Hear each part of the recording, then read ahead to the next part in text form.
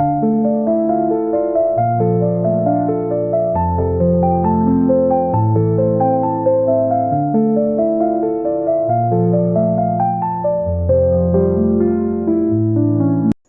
Friends, இன்னைக்கு என்ன இந்த வீடியோவில் பார்க்க போறோம்னா, இதுக்கு முன்னாடி 2 வீடியோவில் பார்த்தீங்கன்னா அம்மாவுக்கு வந்து ஒரு தடவை லஞ்சு செஞ்சேன், ஒரு தடவை டின்னர் செஞ்சேன் இல்லையா. இன்னைக்கு அதே மாதிரி டயட் ஃபுட்ல என்ன பார்க்க போறோம்னா, லஞ்சு தான் செய்யறது தான் பார்க்க போறோம். லஞ்சுக்கு என்னன்னு பார்த்தீங்கன்னா, வெந்தயக்கீரை இருக்கு, பாவக்காய் இருக்கு. வெந்தயக்கீரையில கூட்டு வச்சுட்டு பாவக்காயை புளி ஊற்றி வறுத்தோம்னா சூப்பராக இருக்கும். நம்ம சாதா எல்லாருக்குமே அதுதான், சாதா சாப்பாட்டுக்குமே அது நல்லா இருக்கும். அதாவது பொன்னி ரைஸுக்கு அம்மாவுக்கு வந்து குதிரைவாலி அரிசி வச்சு கொடுக்க போறேன். இன்னைக்கு இது 3 தான் செய்ய போறேன். வீடியோக்குள்ள போலாமா? கூட்டுக்கு வந்து நம்ம பாசிப்பருப்பு வேக வச்சுக்கலாம். நான் வந்து இந்த குழிக்கரண்டியில் 2 கரண்டி வச்சுக்கிறேன். இதை வந்து வாஷ் பண்ணிட்டு வந்து அப்புறம் போடுறதெல்லாம் போடலாம். அப்புறம் வந்து தக்காளி வந்து ஒரு மீடியம் சைஸு 2 எடுத்துருங்க. புளிப்புக்கு தகுந்த மாதிரி போட்டுக்கோங்க. தண்ணி ஊற்றிக்கலாம்.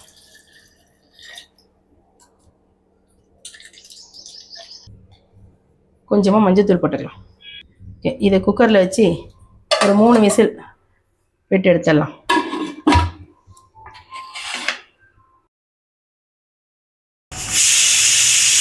பாவக்காய்க்கு எண்ணெய் ஊற்றிக்கலாம்.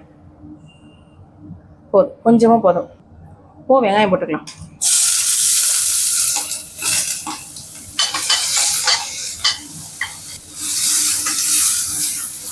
எண்ணெய் கம்மியாக இருக்கிறதுனால வெங்காயம் கொஞ்சம் வதங்கிறதுக்கு லேட் ஆகும். ஏன்னா நம்ம லோ ஃப்ளேம்லேயே வச்சு வதக்கணும், இல்லாட்டியும் வந்து ஒரு மாதிரி தீஞ்சு போயிடும் எண்ணெய் இல்லாமல்.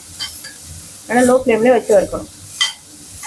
நல்லா வெங்காயம் வதங்கிடுச்சு. நல்லா 2 பெரிய தக்காளியாக எடுத்துருக்கேன். இது வதங்கிறதுக்கு கொஞ்சமாக சால்ட்டு போட்டுக்கோங்க.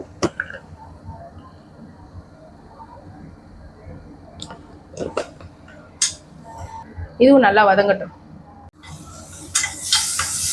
நல்லா தக்காளி வதங்கிருச்சு. நம்ம வந்து பாவக்காயை போட்டுக்கலாம்.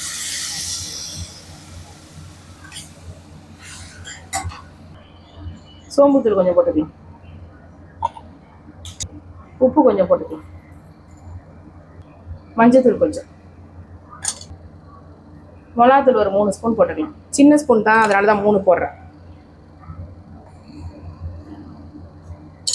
பாவக்காய் வந்து கசக்கிறதுனால உரப்பு, உப்பு, புளிப்பு எல்லாமே ஜாஸ்தி இருந்தால் தான் அந்த பாவக்காய் கசப்பு தெரியாதும்பாங்க.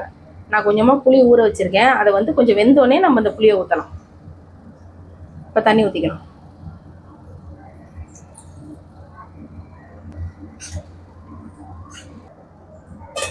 க்ளோஸ் பண்ணிடுவோம். தண்ணி வந்து கொதிக்க வச்சுருக்கேன். இந்த வெந்தயக்கீரை அதில் போட்டு வேக வச்சுக்குவோம். எப்பவுமே ஒரு தடவை வேக வச்சுட்டு அப்புறம் டக்குன்னு நீங்கள் தாளிச்சு விட்டீங்கன்னா பச்சை மசங்காது. பச்சை மசங்காதுன்னா அந்த கலர் மாறாதுன்னு சொல்லுவாங்க.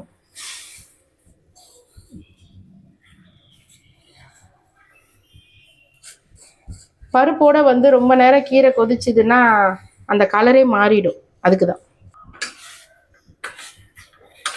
இது வெந்துட்டு இருக்கட்டும்.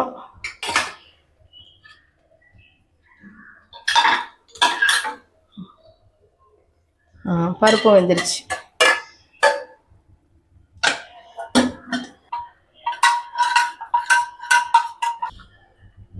இதில் கொஞ்சமாக ஜீரகத்தூள் ஒரு 1/4 ஸ்பூன், ஒரு 1/2 ஸ்பூன் வந்து மிளகாத்தூள் போட்டுக்கிறேன். இது கூட்டு தானே, அதனால ரொம்ப காரம் தேவையில்லை. 1/2 ஸ்பூன் போதும். அப்புறம் உப்பு.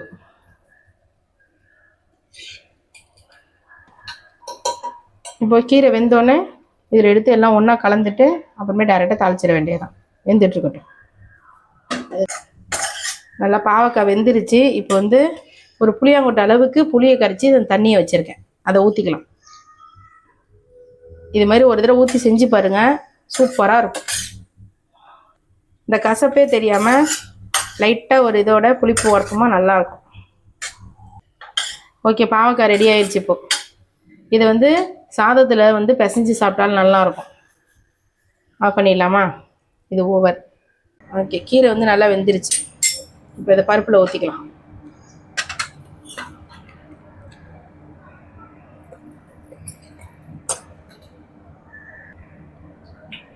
இப்போ எண்ணெய் ஊற்றிக்கலாம். இப்போ கடுகு போட்டுக்கலாம். இப்போ காஞ்ச மிளகாய் 1 போட்டுக்கலாம். நுணுக்குன சோம்பு ஒரு 1/4 ஸ்பூன் போட்டுக்கலாம். இப்போ கீரை அதில் ஊற்றிடலாம்.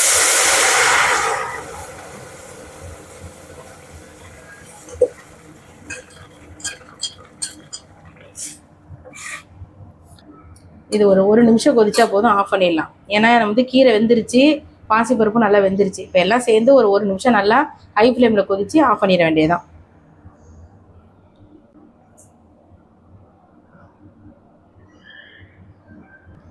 கூட்டு ரெடி ஆயிடுச்சு. இதையும் ஆஃப் பண்ணிடலாம். பச்சை அப்படியே இருக்குது பார்த்தீங்களா, கொஞ்சம் கூட மாறலை. எப்போவுமே கீரை வந்து அதே கலரில் இருந்தால் தான் நல்லாயிருக்கும், சாப்பிட்றதுக்கும் பார்க்குறதுக்கும். சரி, ஆஃப் பண்ணிடுவோமா?